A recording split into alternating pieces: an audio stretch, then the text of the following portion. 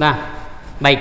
Ini ada 4 hal yang kalau seorang pelajar itu mengamalkan 4 hal ini, insya Allah dia akan cepat faham pelajaran, dia akan mudah mengingat pelajaran, mudah menghafal, dan akan tidak cepat lupa.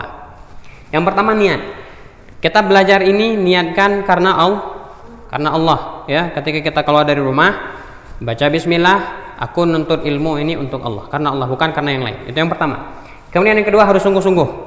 Di sekolah itu harus sungguh-sungguh. Waktu belajar, waktu bermain pun kalau bisa kita gunakan untuk belajar. Itu sungguh-sungguh namanya, ya. Itu sungguh-sungguh. Harus betul-betul sungguh-sungguh belajar.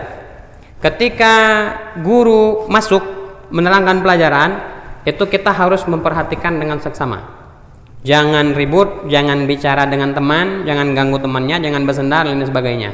Intinya fokus pada apa yang disampaikan oleh guru. Ya, sungguh-sungguh. Itu di sekolah. Di rumah juga belajar. Di rumah juga harus belajar. Itu untuk membuktikan kesungguh-sungguhan kita dalam belajar. Sungguh-sungguh. Intinya setiap waktu yang kita miliki itu pergunakan untuk belajar. Ya, itu artinya sungguh-sungguh. Ya, sungguh-sungguh. Imam Syafi'i dulu karena sungguh-sungguh beliau belajar, akhirnya beliau sukses. Saking sungguh-sungguhnya Imam Syafi'i dulu, Imam Syafi'i bukan orang kaya, ya. Imam Syafi'i bukan orang kaya dia. Sehingga karena kesungguhannya belajar, dia menulis ilmu yang dia dapatkan dari gurunya itu di pelepah kurma. Di pelepah kurma itu, di pohon-pohon kayu, di tulang-tulang yang sudah kering, ya. Di daun-daun kalau mungkin ditulis ilmunya sampai kamarnya itu penuh dengan itu semua. Nah, itu kesungguh-sungguhan Imam Syafi'i menulis. Kemudian akhirnya karena kamarnya sudah penuh dengan pelepah kurma, dengan tulang belulang itu tulis ilmunya, akhirnya dihafal semuanya, dihafal. Nah, sehingga ilmu yang tadinya ada di luar kepalanya sekarang dimasukkan semuanya ke dalam kepalanya. Begitulah seorang pelajar harus seperti itu. Ya, menghafal ilmu. Sungguh-sungguh, ya. Poin intinya gini, setiap detik waktu yang dimiliki oleh seorang pelajar itu harus dimanfaatkan untuk belajar, harus untuk belajar. Sungguh-sungguh. Yang ketiga, amal soleh. Kita pernah jelaskan kemarin di depan kantor apa arti soleh.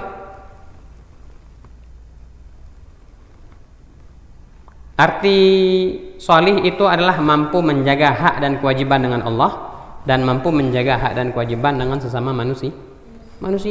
Nah, ini amal soleh. Ya, amal soleh. Kewajiban kita dengan Allah salat. Maka jangan pernah tinggalkan salat. Amal soleh. Jangan pernah tinggalkan salat sekalipun. Insya Allah kalau itu kita kerjakan, kita akan mudah belajar, kita akan mudah menghafal. Jangan pernah tinggalkan salat.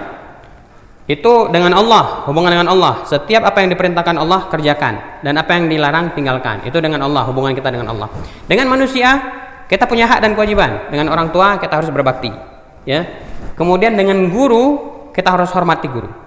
Ya, hormati guru. Kemudian dengan sekolah kita juga harus mematuhi aturan yang telah ditetapkan sekolah. Itu bahagian dari amal soleh. Ya. Kemudian yang terakhir, tinggalkan maksiat. Ya. Tinggalkan maksiat. Karena maksiat itu dapat menyebabkan kotornya hati. Ya. Ketika hati kita kotor, maka ilmu itu tidak akan mau masuk, ya. Ya. Nah, maka intinya 4 ini kalau kita serius mengamalkan yang 4 ini, insya Allah manfaat yang kita dapatkan, yang pertama kita akan cepat faham. Ketika guru menjelaskan pelajaran, kita akan cepat faham. Kemudian yang kedua, kita akan mudah menghafal pelajaran. Dan ketiga, insya Allah kita nggak akan lupa pelajaran yang kita dapatkan itu. Nah, ini 4. Yang pertama niat, kemudian yang kedua sungguh-sungguh, yang ketiga kerjakan amal soleh sebanyak-banyaknya, dan yang keempat tinggalkan maksiat. Ya. Nah, ini harus diingat. Setelah ini udah tahu, amalkan. Ya. Sholat jangan tinggalkan lagi. Kalau dulu masih pernah tinggal sholat, ini jangan tinggal lagi. Nah, jadi seperti itu.